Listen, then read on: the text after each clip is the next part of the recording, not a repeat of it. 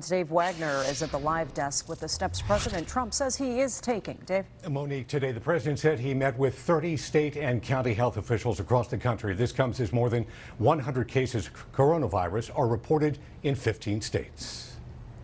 Washington remains the epicenter of the nation's coronavirus outbreak. At least 9 people have died, most of them from this Kirkland nursing home. I just feel they're covering it up at this point. I just feel there's something going on that they don't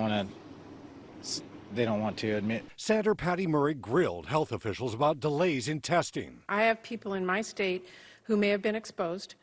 They cannot get answers about where to go. The head of the FDA says a private company is close to shipping out thousands of kits to labs across the country. 2,500 test kits by the end of the week. That should give us the capacity in the hands of laboratories, once they validate, to perform up to 1 million tests. A second case was confirmed in New York. The CDC says that brings the number of cases to 108 in at least 14 states.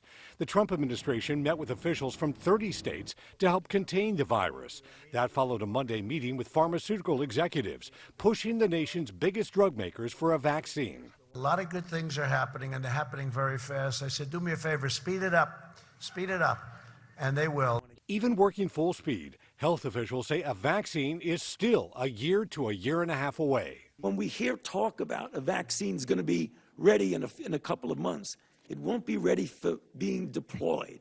It's going to take a while. The Federal Reserve announced an emergency interest rate cut to support the economy, but it failed to stop the stock market from another dramatic drop.